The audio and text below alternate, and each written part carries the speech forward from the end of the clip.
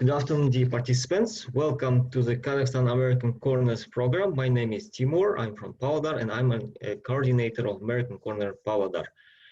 I'm the host of the meeting. Thank you for joining us today. So as part of the Represented America program, today's presentation is Arizona the Beautiful. I'm happy to introduce to you our guest from the United States Embassy in Nur-Sultan, Major Mike Thorlin.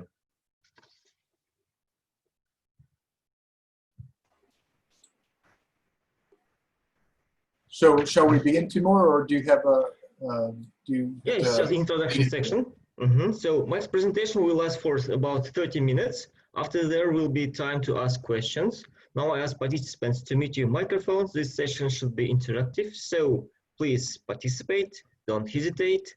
You may ask your questions during the presentation. Just turn on your mic on or write them in the chat box, or you can also raise your hands.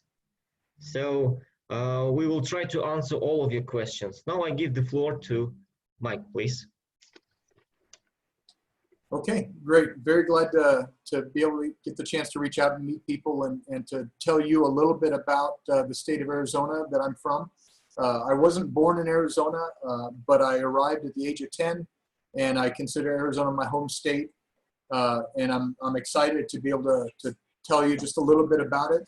I'll apologize if it seems like I've got an awful lot of slides. Believe me, I actually wanted to put more slides in it and more pictures, but I decided I should hold back a little bit. So at any time, Timur, if you want to put up the slide deck, I'll start. Yeah, sure, just a sec. It's starting.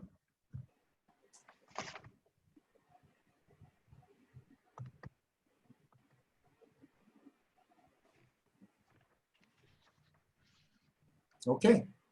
Okay, so again, I'm Major Mike Thorlin. Advance the slide next, please.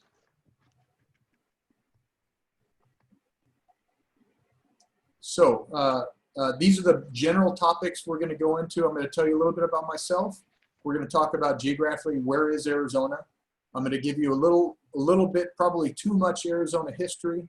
I'll tell you about some of the major cities in Arizona, and then we'll talk about education in Arizona with emphasis on the universities, because during the last American Corner, I noticed a lot of people were curious about universities in that particular state. And then I'm going to show you a lot of photography and pictures to tell you about things that you can see in Arizona now.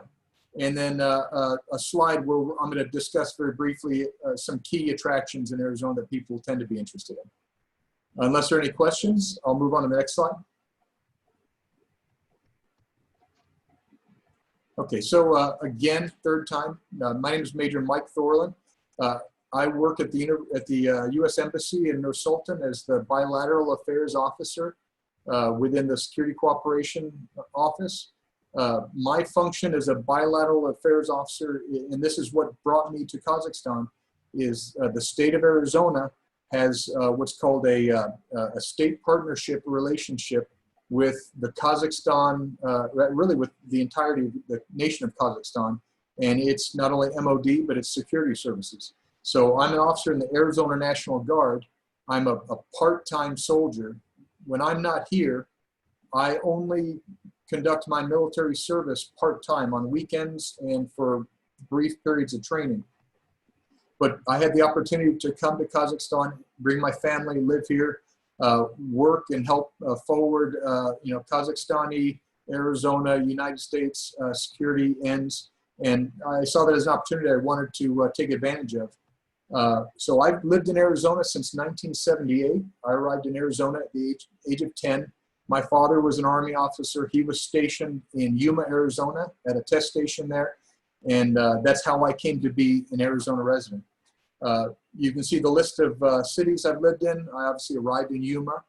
I then went to college at the university in Tucson. Have been living in the Phoenix area, and right now I call my home Scottsdale, Arizona. And I'm going to tell you just a little bit about the images I placed here. One that I tell people, and they never quite look at me the same way again. If you look at the top right, you'll see the symbol. It's white and blue, and it says Yuma on the bottom. That's the logo for my high school that I graduated from in Arizona in 1986. And it's otherwise unremarkable, except that my high school, our mascot is the criminal. And it doesn't seem appropriate that a high school or a learning institution would have a mascot that is a criminal. But for us, we take some level of pride in it. We are absolutely the only school, high school, grade school, college, that has a mascot that is the criminal. But we were named the Criminals because for two reasons. One, for a time, the high school was actually being held in an abandoned prison, the Yuma Territorial Prison. And also, apparently, we beat a team from Phoenix once. They accused us of being criminals, and the name stuck. So we're the Yuma Criminals. Technically, I guess you would say I remain a Yuma criminal by association. At the bottom right, you see the logo of the University of Arizona. That's where I studied engineering and spent 5 years going to school there. At the bottom center, you see some logos from some of the companies that I've worked for. I studied engineering at the University of Arizona, and then I went on to work at Honeywell. I worked at Boeing. Most people know Boeing for their jet airliners. I worked at their helicopter plant. I work presently for General Dynamics, where we make communications equipment. And I worked for a while for Motorola, which you might know Motorola for cellular phones. When I was working at Motorola, it was the same plant that I work for now with General Dynamics. We were doing government electronics, military radios, and space equipment. So, and the logos at the bottom left, those are the logos of the Arizona National Guard and the Arizona Army National Guard. National Guard has air component like Air Force, and it has Army component, the ground element.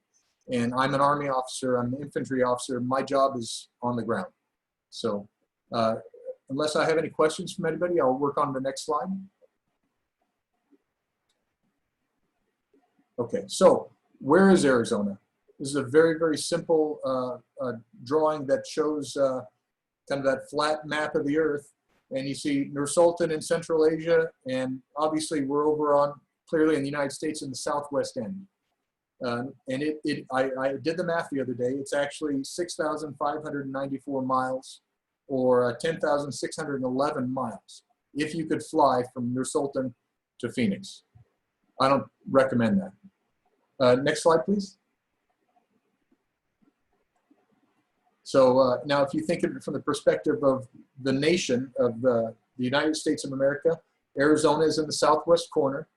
We border California and Nevada on the west, and we border New Mexico on the east, and our northern border is Utah.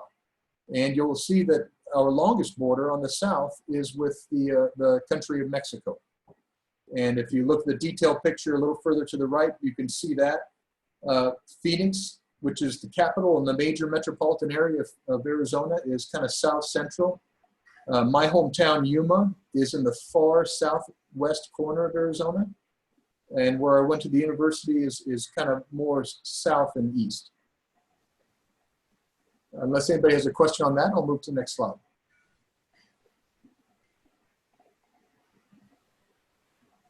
So now this is getting into a little bit of the history. And I don't know how much older U.S. history is taught in Kazakhstan.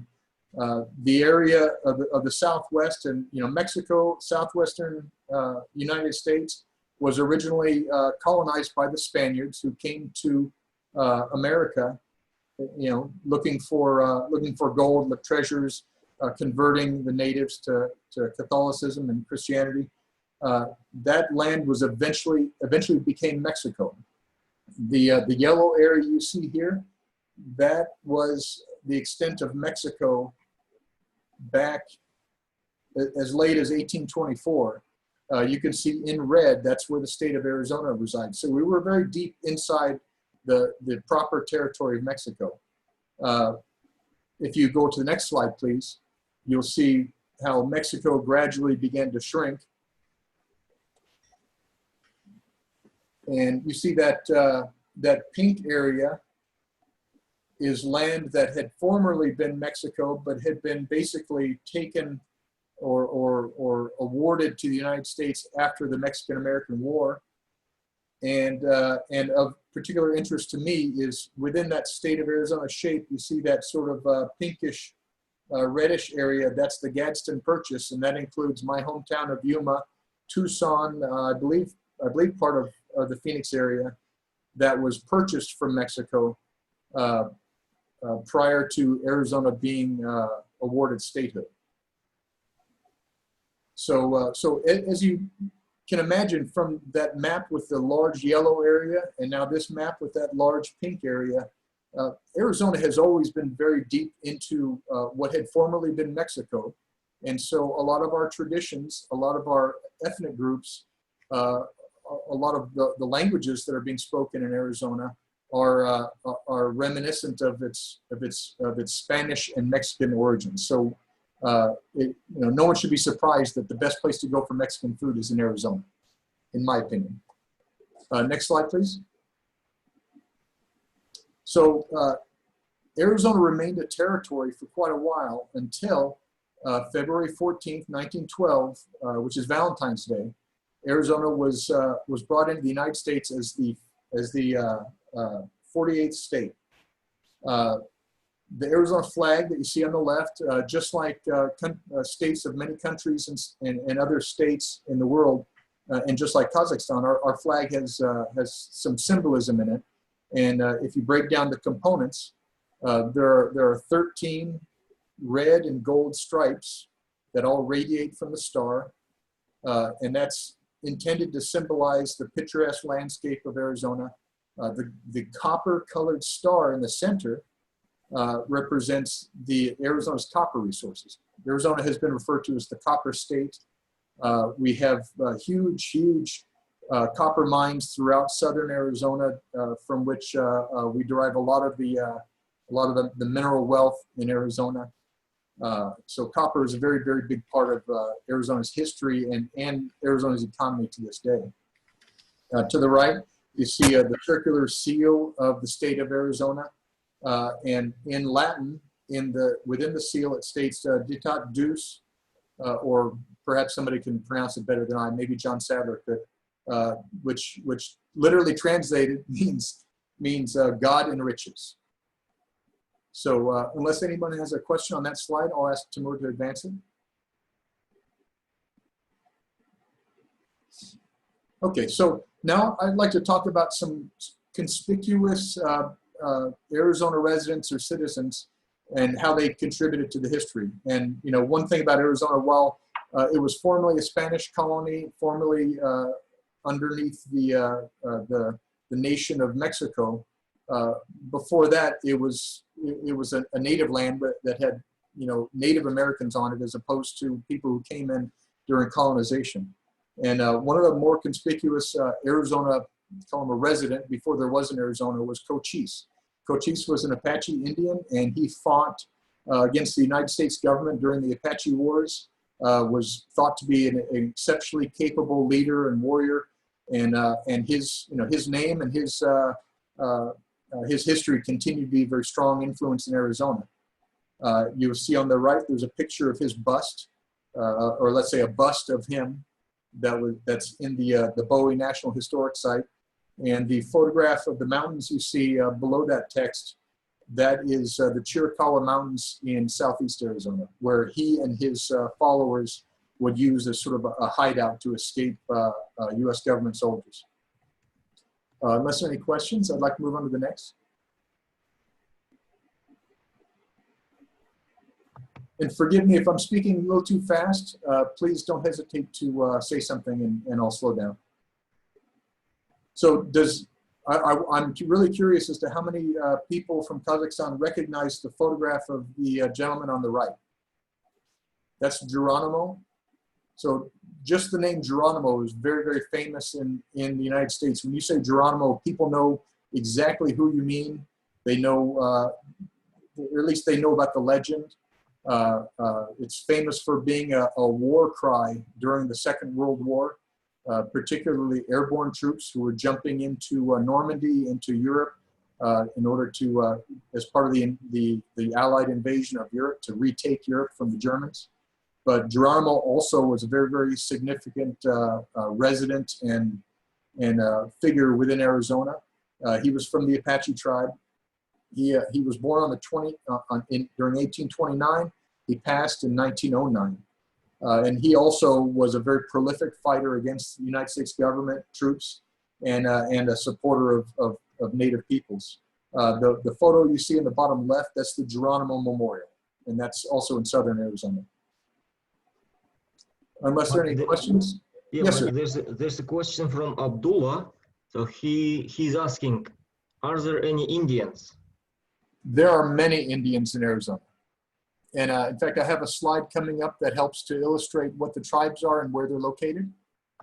But there definitely are many Native people, well, I'll take a half a step back and say, I believe the intent of your question is yes, there are definitely many Indians in Arizona, although within the United States and perhaps other countries, we've changed the verbiage, and we don't really refer to these people as Indians. We like to call them Native Americans because they were there prior to colonization, prior to immigration. But I believe that I'm answering your question correctly, that yes, there are many Indians. Thank you. Next slide when you're ready, Timur. Okay, so this is one of my favorite people. So this is a photo on the right of Ira Hayes. It looks like a mugshot photo from the police, but it is not. That's his enlistment photo within the Marine Corps. Ira Hayes is famous for being one of the Marines who helped to erect the U.S. flag on Mount Suribachi during the Battle of Iwo Jima. And so that's a very, very famous, I would say, iconic photograph. And you can see it represented in the statue in the center picture. I have blue arrows pointing to where Corporal Hayes assisted in elevating that flag and erecting it after they had officially taken Mount Suribachi, which was a very strategic point on the island. So Ira Hayes, another Arizona resident, more contemporary to us, but nonetheless a very important one. And I've emphasized here, as far as important personalities from Arizona, those people who are native of Arizona, Native Americans who have made significant impact on Arizona. So unless there are any questions on that, I'll move on to the next. Okay, so regarding Indians in Arizona, Native Americans in Arizona. So this map shows you, and you see in the pink shaded areas are where there are significant, we call them reservations. It's a piece of land that formerly, back in the days, I'm talking better than 100 years ago, the Native American nations were sort of pushed onto that area and told, this is yours, you can self-administer, but they were also encouraged to stay in that location. Well, the construct remains. They still have these reservations, these areas that are dedicated to these Native American tribes, but no one is constrained to live on that reservation. I have friends that I work with in Arizona who are members of the Yuma tribe, the Navajo tribe. They work with me in Scottsdale in the same building. They live in Gilbert. They are not forced to live on a reservation, but the reservation is considered their land, their place, their home. They have their own police departments, their own hospitals, their own fire agencies, and emergency medical. They're like small governments that are within Arizona, and they're also given significant support from the government to help them to be able to be not just be productive, but in order to basically allow them to be more self-sufficient. So you might recognize many of these tribe names, particularly Navajo, Hopi, Apache. And if you go to the next slide, Timur, I've pointed out where some of them are located. There's a question. Yes, please. There's a question from Kazim Jafari. He's asking about, was he native? Probably, let me go back. That's forward. Yeah. Yeah. I think he's asking about him. Yes. Was he native? Yes, he was. He was a Native American, and was joined during the Second World War. Served in the United States Marine Corps during the Second World War. Okay, thank you. And there was another question from him. Was a Yes. specific piece of land determined for them? If yes, why? Do you mean in the Battle of Iwo Jima during the Second World War, or oh, you're asking which land Yeah, he was from? probably yes. I believe he was Navajo, which means he would be in the northeast corner, that very large pink block. If you advance a slide ahead, it'll point to it. Okay, advance one more slide, please.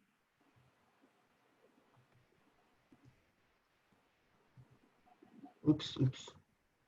Something went wrong. Just a sec, please. That's okay. One more. There you go. See, if you see the top blue arrow points from Navajo to this this northeastern corner. That's the largest reservation within Arizona, and in fact, this corner that you see, that's only maybe a third of the complete reservation that also goes into New Mexico and Colorado and Utah. So it's an enormous piece of land that is independently administered by those tribes, and that is the location that Ira Hayes was from. That's where he was descended from. So if you go ahead. Thank you for your answer. Okay, so if you go back 2 slides, next, there we go. One more forward.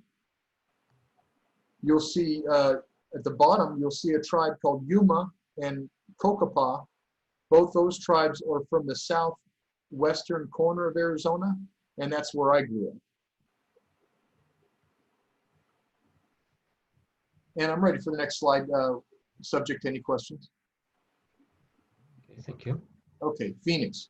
So Phoenix is the capital city of Arizona. Phoenix is actually a very, very large city. It's, as you can see from the slide, it's nearly 1.7 million people in the city. That's the city itself, not all the cities that surround it, what we call the metropolitan area. That's just Phoenix. Temperatures can get quite high. It can get as low as -9 C, but it can get as hot as 50 C. I have, in my adult life, had 3 occasions where living in Phoenix, where the airports had to shut down. They could no longer take off or land aircraft because it was so hot they didn't know how to configure the aircraft. So it was not that it was impossible, but legally they didn't know how to set up the engines for power and the control surfaces to allow them to safely land. So they shut down all landing, and they go to the company that manufactures the plane and says, okay, it's 50 C. How do we set up the plane to land? And you'll see also the average rainfall only 204 millimeters. That's very, very slight, and that's consistent with Arizona being in a desert, arid climate. So the picture, if you look to the bottom left, that's a picture from I believe that's from South Mountain, looking north over to the metropolitan area of Phoenix, the downtown area with the skyscrapers and taller buildings. To the right, that's a picture of a hiking park that's just outside Phoenix. And if you look to the top right, you'll see a red symbol with a little devil with a pitchfork and ASU. That's the symbol for Arizona State University. That's the primary university that resides in the Phoenix area. Unless there are any questions, I'll move on to the next. Just a sec. There's it's not questions, probably like a remark in Russian. Let me translate it. Like, American helicopters are called with tribes, with Indian tribes. Let's see. It may be a reference to American helicopters being used to support It's like a maybe military. Maybe he meant military helicopters like Apache. Oh yes, absolutely, absolutely. That's a true statement. So in fact, in Arizona, we operate in the Arizona National Guard that I'm a part of.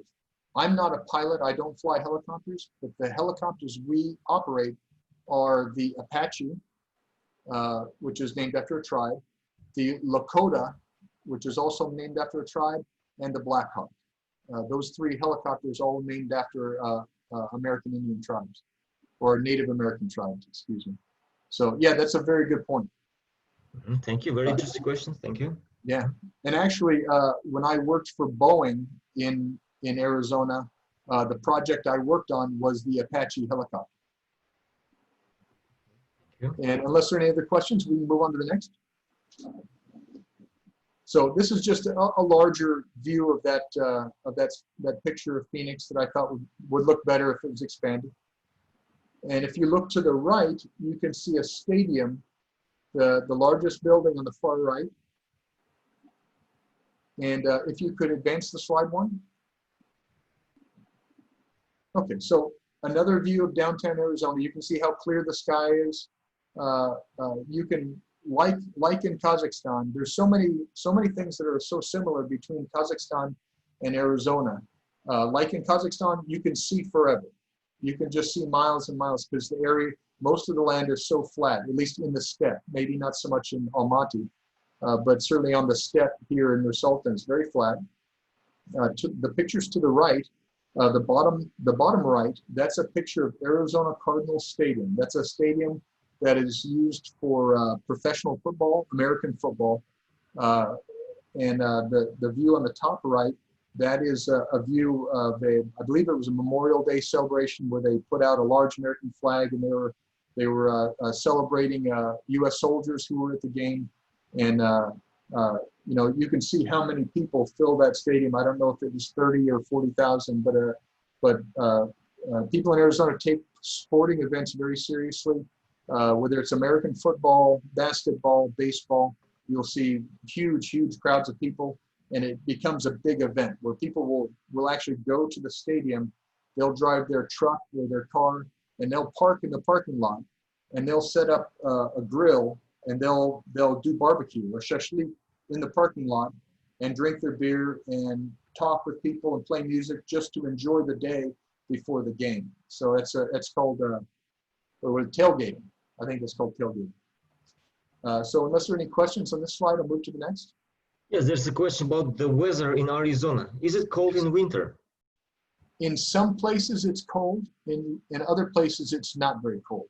So here we just showed the slide of Phoenix. Phoenix typically gets, I think the record low is -9°C. But it does sometimes snow, but it doesn't get that cold very frequently. If we get snow in Phoenix, it'll snow. You'll see it on the ground. People will take pictures and upload the photos to Facebook and Instagram over the next hour, and then the snow is gone. It lasts one day. It never lasts more than a few hours. It never ever lasts overnight. But there are other areas in Arizona, in the northern part of Arizona, in higher altitudes, where there's snow, you know, for 4 or 5 months, and we have snow skiing, snowboarding, a lot of winter sports and you'll see a picture or two in here that will show that. Any other questions? No. Okay. Thank you. Thank you. Next.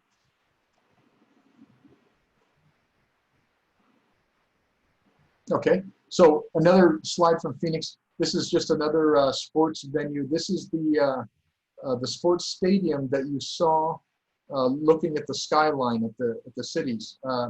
I call it Arizona Diamondbacks Stadium because the Diamondbacks play there. But frankly, it has another name. I believe it's called Chase Field. I don't know about. I've never seen this in Arizona, but in Kazakhstan, but in Arizona and many locations in America, a company, a university can choose to name a facility like a stadium or a concert hall, and they'll put their name on it. They just have to pay. And what ends up happening is that there are some places that change names every 4 years because a new company wants to name it and they'll pay enough money. And so I've started ignoring the company names like Chase Field or Bank One Ballpark. I just call it Arizona Diamondbacks Stadium. So I apologize if that's confusing. But I wanted to note, if you look at the roof of this stadium and the picture to the left, it may not be easy to tell, but the roof opens and closes. It has sections that open so that you can play under the sunshine and they can water the grass and allow the grass to get sunshine, or when the weather is too hot or if it's raining, they can close the roof and continue to play their sporting event. Oh, And cool. you can see on the bottom right, you see what is very common for important events, sporting events, is they'll get support from the local military. In this case, that appears to me to be the Air Force's official flight demonstration team, the Thunderbirds, who will do flyovers.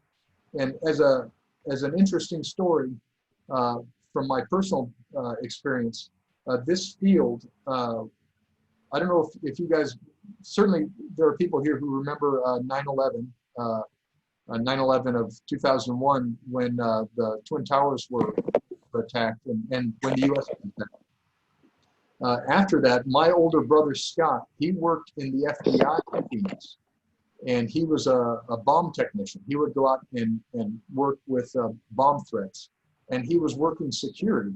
Well, that year, the Arizona Diamondbacks were in the World Series, the championship game for all of American professional baseball.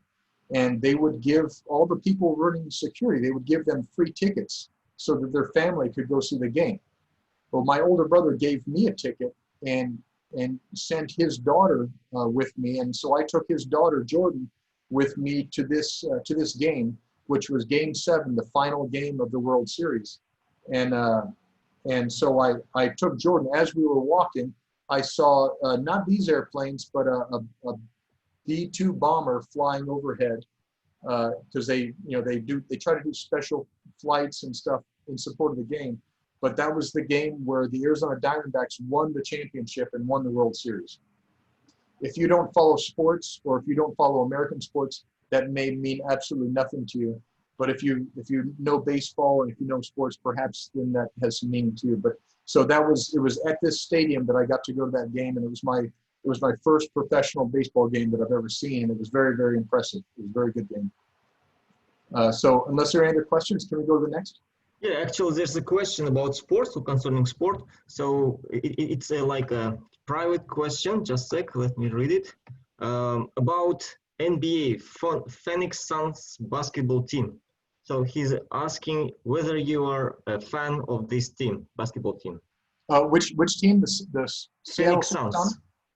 Phoenix Suns. Yes.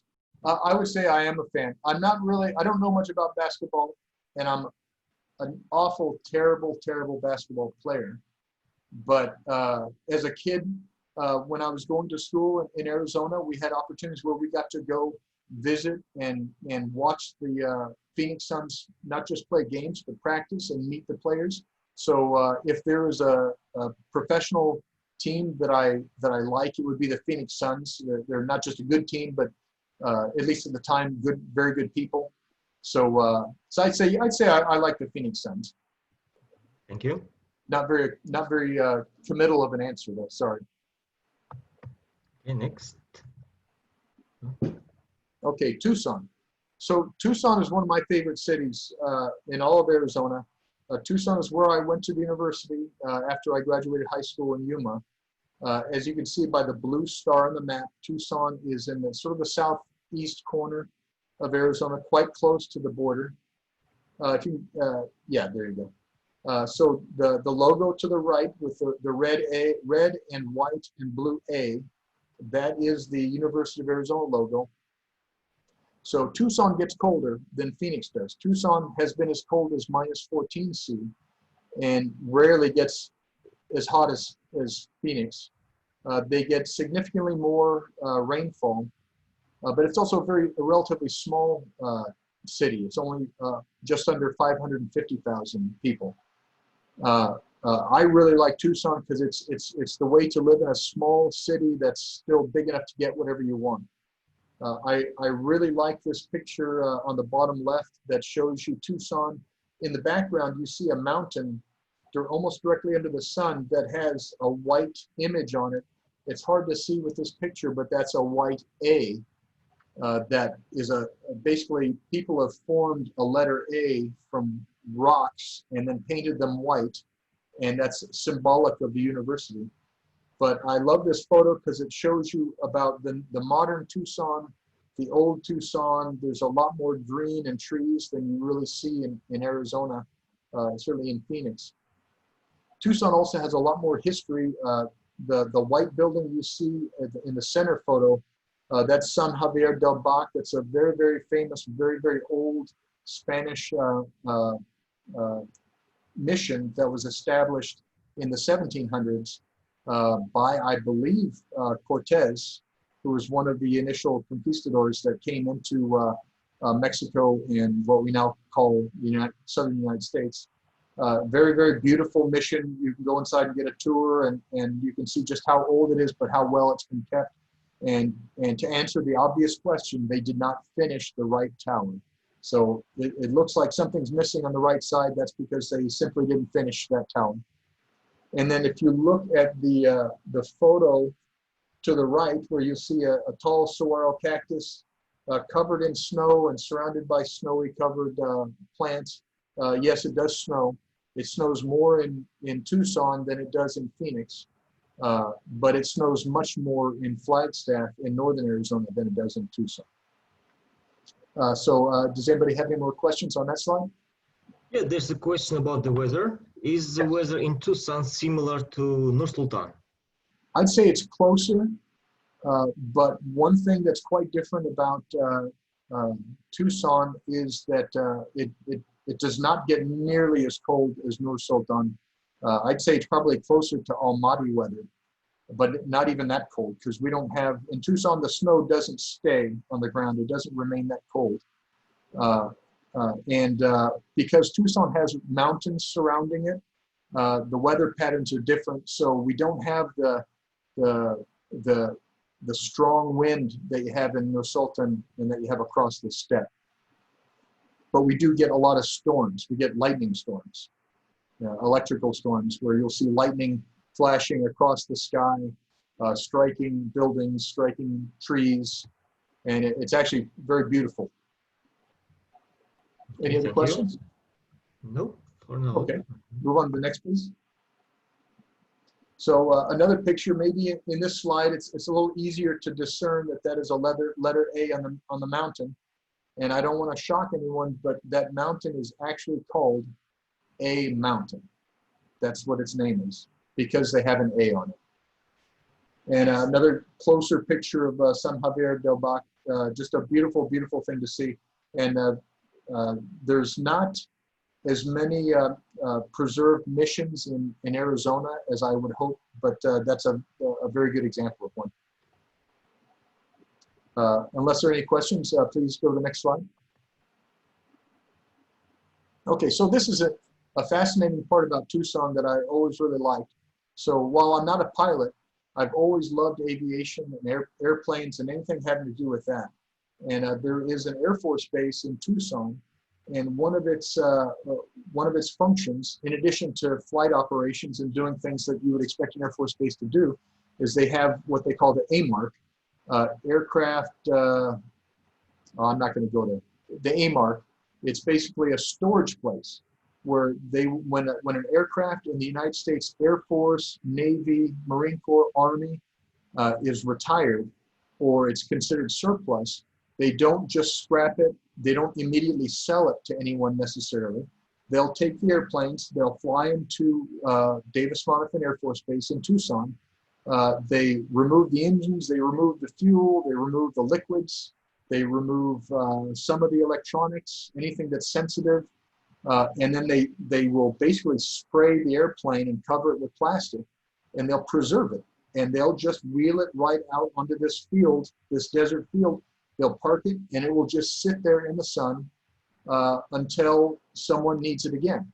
And sometimes if we have an older fleet of airplanes like B-52s or C-130s or something like that, if they have a shortage of parts, they'll send somebody out to one of these airplanes, they'll wheel it back, they'll open up the airplane, they'll grab whatever part they needed, a wing or a canopy or, some other structural part, they'll take it off and they'll use that to repair an airplane that might be sitting on the ground in Japan or in Afghanistan or somewhere else if they don't otherwise have a better part. And one thing that I wanted to point out that I think might be interesting to people in Kazakhstan, because Kazakhstan was formerly part of the Soviet Union. When I was a student at the university, we were doing, the United States and the Soviet Union were very deep in talks for, I believe it was the START Treaty, where they were trying to certify that, they were trying to reduce nuclear weapons. And part of the treaty involved the United States verifying that whatever nuclear bombers we had parked here at this area in Davis-Monthan were not functional. And so what they actually did was, because you can see, it's very easy from an overhead picture to see what's there and see how many are there and to count them. They actually took a crane and they would chop the wings off of nuclear bombers, B-52 bombers, and lay them out on the ground and chop the body of the airplane in 3 different places and spread them all out. And then Soviet reconnaissance airplanes would fly in, fly over, take photos, and that would be their way of verifying that we have destroyed the aircraft that would otherwise be able to carry nuclear weapons. And that was part of that, part of the working of trying to build trust into the relationship under Gorbachev and verify that we are in fact getting rid of systems that are dangerous, and then the Soviet Union would do the same on their part. So just a little trivia. And unless anyone has any other questions on that, we can move to the next slide. There is one. Is there anything similar to this in other states of the United States? Could you repeat that, please? Is there anything similar to AMARC in other parts of the United States? There are other areas where they store aircraft, but not in the way they do it here. There are areas like right now with COVID, no one's flying, or at least not many planes are not flying. And so they are parking planes in certain areas, like in Mojave, California. I know in Spain, there are some aircraft parking lots where they're parking them short term. They just wheel them over and they think they'll be able to pull it out in a month. In this case, there's aircraft there that have been there for 20 years, and they could roll up to that airplane, pull it out, put the engines back on, maybe put a couple of months work, and that could be a perfectly operable aircraft again, because they're stored at such a high level of preservation that everything is protected, and there's nothing that prevents them from putting the aircraft back into operation. Often, the U.S. will sell a fleet of maybe 10 aircraft to another country, and they won't build the aircraft here. They'll go to this yard, they'll pull the best 10 aircraft out, they'll refit them and bring them to flying status, and they'll provide that to the other nation, rather than going and rebuilding a bunch of older airplanes, particularly for a nation that struggles economically and they can't go buy a dozen F-35s, so maybe they need a bunch of F-16s. And that's probably further than I need to go in this kind of conversation, but I'm happy to answer any other questions. Okay, thank you.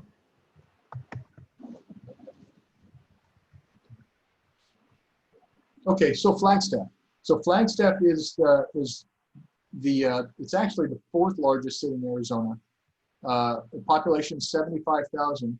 One thing you may notice that's from the discussion so far, just like Kazakhstan, Arizona is not very densely populated.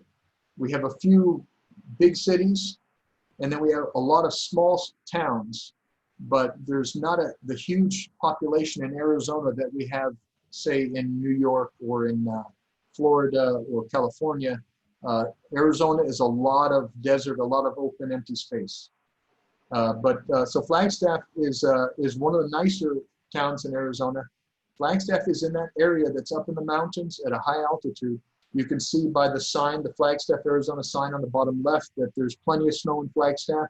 It'll start snowing in Flagstaff in November, and it'll go through February, and you'll be skiing from November through February at least. Snow skiing or snowboarding. You can see the temperature gets has gotten as low as minus 26 C. This is a lot closer to North-Sultan and Almaty for that matter than you will see in Phoenix or Tucson. And the average rainfall, that's all precipitation, including snow, is 555 millimeters. Actually, I'm sorry, that's just rain, not snow. And there is quite a bit of snowfall in Flagstaff. And I'm glad that I put it up here to remind you, or to remind myself rather. I wonder if anyone here has heard the term Route 66. It was a famous U.S. highway that ran from east to west through Arizona, and Flagstaff and a couple other key Arizona cities are on Route 66. It's a very famous route that people would take for road trips to go on a trip across the country. You would take Route 66 and stop at some of these destinations and see interesting things. It's a bit of kind of pop culture in the United States. Okay, if you're ready, Timur, we can go to the next slide.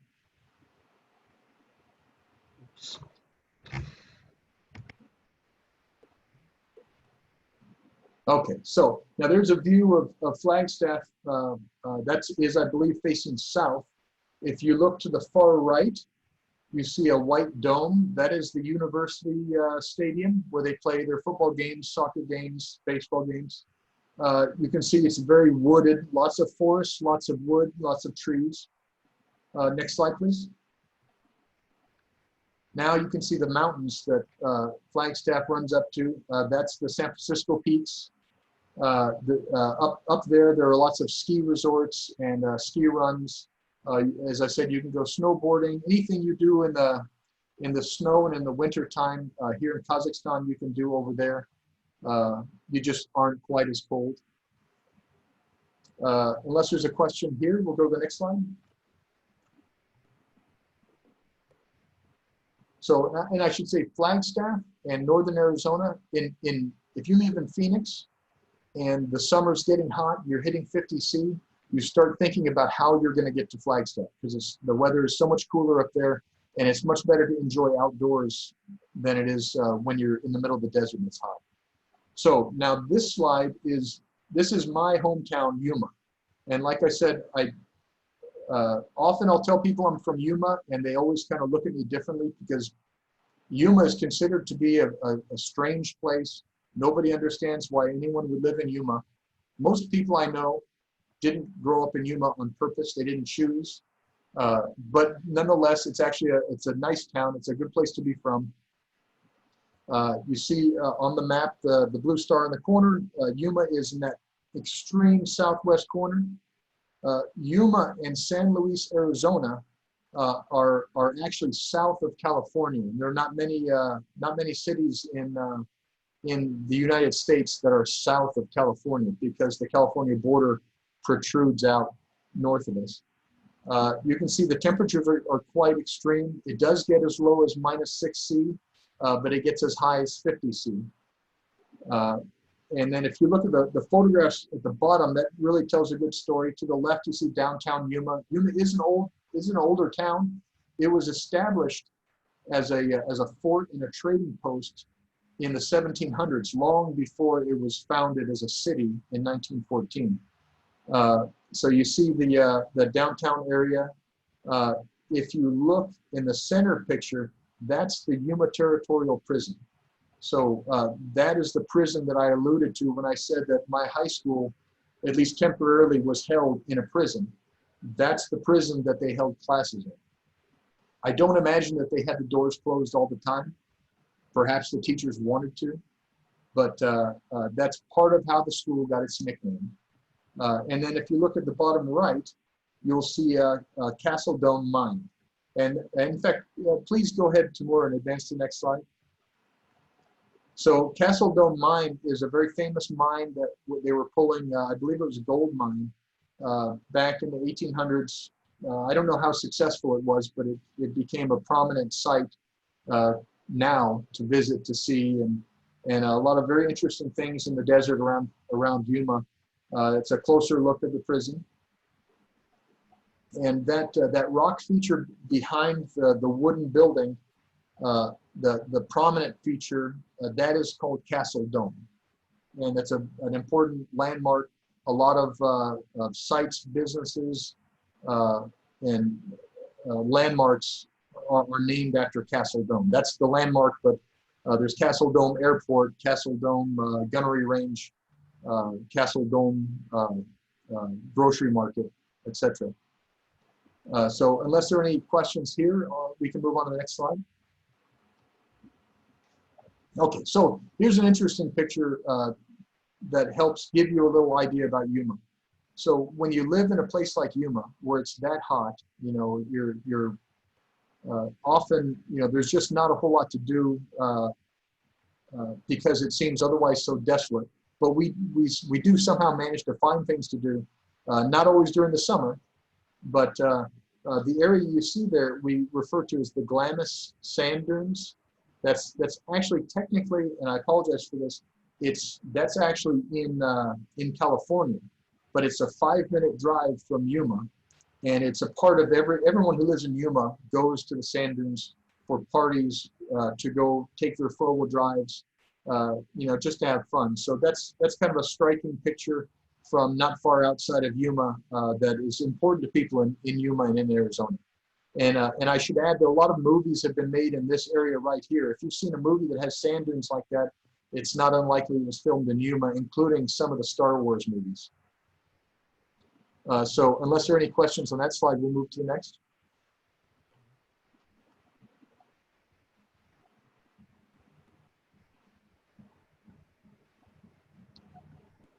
Can we advance to the next slide, Timur? Yeah, sure. Thank you.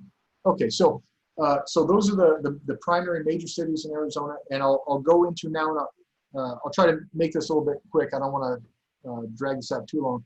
We'll talk about education in Arizona. The last American Corner I was at, there seemed to be a lot of people who were very interested in university and education within the state of Hawaii in that case. So I figured I'd just give you a really quick brief on the universities within Arizona. So in the Phoenix area, actually in the city of Tempe, which borders Phoenix, is Arizona State University. They specialize mostly in arts and sciences, engineering, and they have a law school. So you can see the picture at the bottom left, that's the Arizona State University Stadium, Sun Devil Stadium. And to the right is a good picture of the campus on the Arizona State University. Next slide, please. Now, these are some good pictures because that's my family. On the left picture, that's Diana, who is my niece. That is my wife's little sister. I think she's 15 now. The picture in the center, standing with the Sun Devil, Sparky the Sun Devil, that's my son Brandon. He is not attending Arizona State University. He's attending a different college, but it's his intention to go to Arizona State University, if not next year, the one after. And then the picture to the right, that's myself with my wife on my right, your left, and Diana, my niece, my wife's sister, on my left, your right. And unless there are any other questions, I'll move on to the next.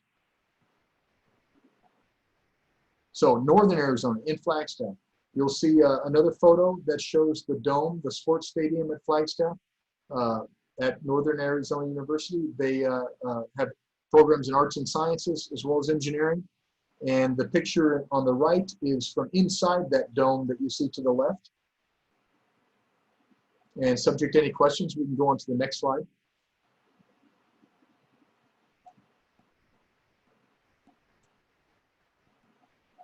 Okay. And then Grand Canyon University is another important university within Arizona. This is actually within Phoenix, Arizona. To the left, you see the actual university main building. To the right, you see some of their sports facilities. And Grand Canyon University is actually a private school. It's a private Christian school where you can study arts and sciences, nursing, and theology. If you wanted to become a Christian pastor or preacher, you could go to and get some of those credentials at Grand Canyon. Next slide, please.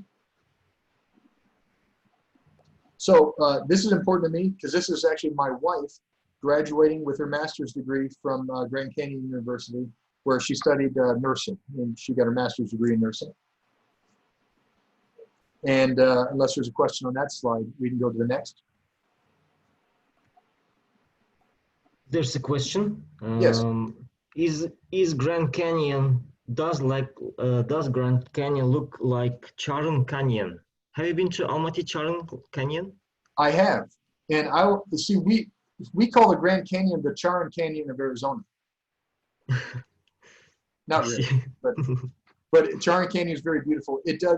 To me, it looks very much like the Grand Canyon. I have a few pictures at the end of the slide where you can see where you have those different colors and the water cut stone formations, and I think Charon Canyon is very beautiful, just like the Grand Canyon is.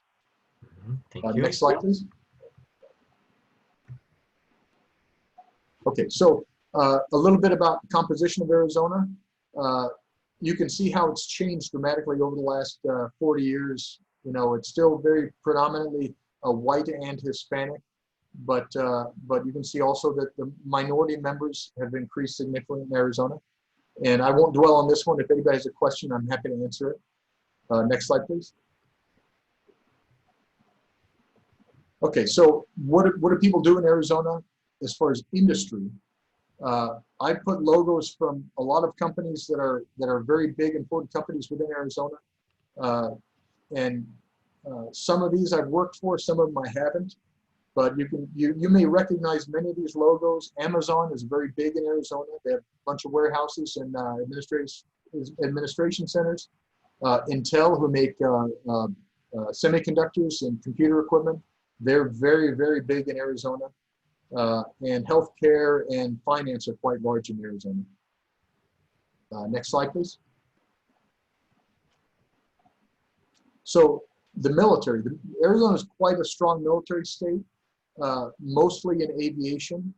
And if you look on the left side, and I have 3 arrows pointing to the Yuma area, there's a Marine Corps Air Station where they fly some of the most modern jets that the United States is putting out now.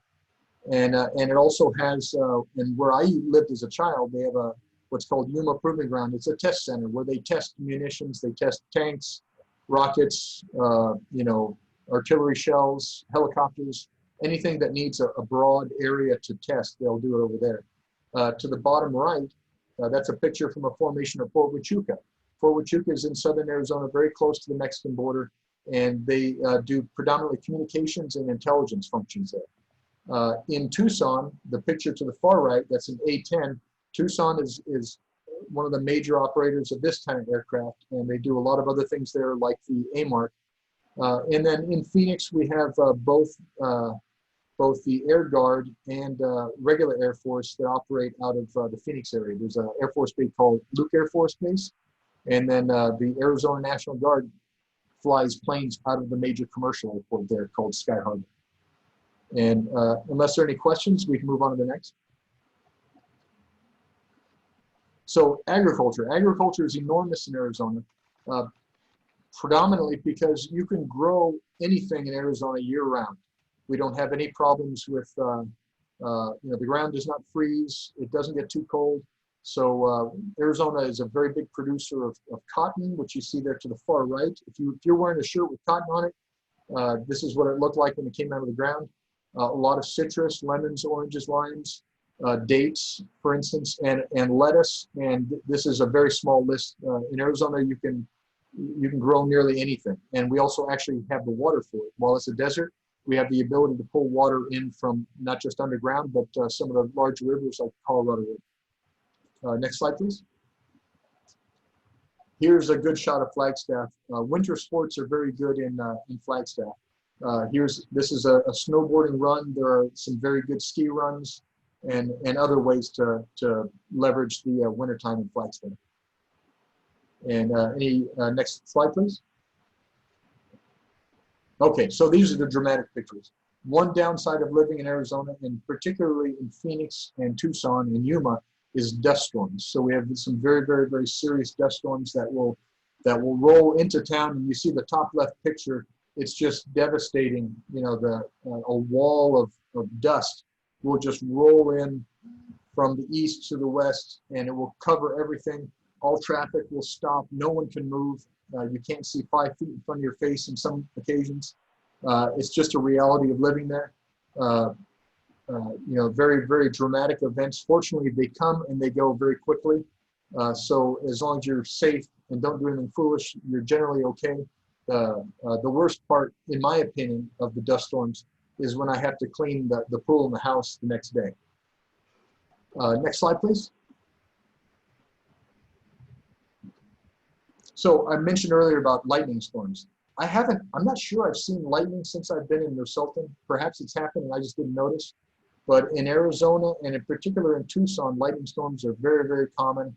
And here you just see some examples of good photography that show how strong the lightning storms can be and how beautiful it can be. And in fact, the bottom right picture, that is a bridge, that's over a bridge that connects to Tempe, which is where Arizona State University is. Next slide, please. Okay, this is the scariest slide. So I have spiders on this slide twice because I'm really, really scared of spiders. There are lots of spiders. We have not only tarantulas, but black widow spiders. We do have venomous snakes, like the rattlesnake here on the top right. And the really ugly looking lizard to the bottom right is called a Gila monster. It's found only in Arizona and northern Mexico. And that is actually a poisonous lizard that will bite and break the skin, and it will actually cause pretty dramatic injuries. At the top left, you see the spiders being attacked by a hornet. That hornet is called a tarantula hawk. The hornet will actually attack the tarantula that's bigger than it is. It'll stun it, paralyze it with its venom. It'll lay its eggs on the tarantula, and then it will drag the tarantula into its house, into its burrow, and the tarantula will remain sleeping, and the eggs will hatch, and the young of the tarantula hawk hornet will then eat the tarantula until they can emerge and leave and become healthy tarantula hawks. So that's kind of a morbid, gruesome fact, but it's something that's reality in Arizona. And then at the bottom left, these are called Javelina, and it's like a wild hog or a wild boar. They're actually quite common. We've had to remove them more than once from our backyard. My wife had a family of 6 that were in there, and she had to get the neighbor to help get them out. But that's very common. And I'll move on to the next slide, please. So this is an example of where my wife and I live. This is our home in Arizona. Right now, someone else is living there that we're renting out to. But you know, Arizona is all about enjoying the outdoors and the outside. Even in the summertime, we find a way, you know, to do things, barbecue, you know, swimming in the pool, just doing it when it's cooler outside. Next slide, please. And then just some good pictures that kind of illustrate a lot of the things that people think about Arizona. Top left, you know, there's Sharon Canyon. Oh, I'm sorry, this is the Grand Canyon. Just a joke. And then the picture at the top center, that's a cowboy riding a horse in the Scottsdale Rodeo in my town that I live in. Top right is the Painted Desert, a beautiful, beautiful area to go visit. Bottom left, with the Green River running through it, that's part of the Grand Canyon. Then that bottom center of the horses, another good commonality between Kazakhstan and Arizona is that Arizona is horse country. Everybody loves horses in Arizona. We don't actually eat them very much, not that I'm aware at all, but I don't think you could buy it if you needed it. But I'm actually kind of fond of it. So, but horses are very important in Arizona. And at the bottom right, that's a place called Antelope Canyon, just a beautiful area where a river has cut through and formed some really beautiful effects in the sides of caves. And I think that may be the last slide. Timur? Yeah, questions? Yes. So I apologize. I appreciate everyone hanging on as long as you did. Are there any questions? Anything I can answer? No, actually no questions. I can see no questions. Okay, I'm happy to stay on as long as anybody would like to talk. Please feel free to ask questions. So I have a question, Mike. Yes, Susan. Well, thank you very, very much. First of all, it was wonderful presentation. We learned a lot. And I'm curious about food. So we don't eat horses in Arizona. Did you try horses in Nur Sultan? Oh yeah, many times. Sometimes by accident. Mm-hmm. So what is the very common food in Arizona and famous? Well, I would say definitely Mexican food is emblematic of Arizona because of the Mexican heritage. You know, you can't drive 30 seconds down the road without seeing a Mexican food place for burritos or tacos, enchiladas, you know, any number of different Mexican foods. And for that matter, you can get it here. You just have to know the right people, like my wife or Naughty Hayes or the Hayes family. So there's really, I'd say Mexican food is probably as close to Arizona food as you can get. Mm-hmm. Great, thank you very much.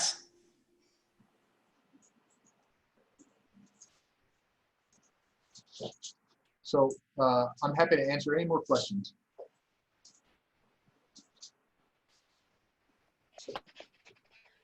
Hello, can you hear me?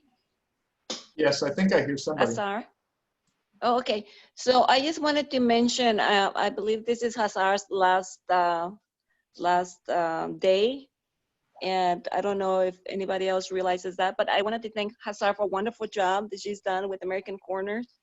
And thank you for encouraging us to participate, Hazar, in American Corners. Although I didn't participate, I put my husband out there to participate. So, and thank you very much for all your work that you've done. You've done a wonderful job here in North Salton for all of us, for all the community. Thank you very, very much, Mayra, for your warm and nice words. I had the pleasure actually working with American Corners with a great staff like Timur, Ajar, everyone who was involved in American Corners. And definitely I appreciated Mike's participation today. Yes, it is important to be part of our American Corner programs. I know you couldn't do it. I hope you will think about it. You're still going to be in Nur Sultan for a little bit, a while. And yeah, the same, you know, Andrew had the presentation too, like sometimes, you know, men has a little bit like more courage than us, right? So thank you very, very much, Mike. We really appreciate your heroism, you know, volunteering. And the presentation was wonderful, like very, very rich with information. I learned a lot. So thank you very much, all of you.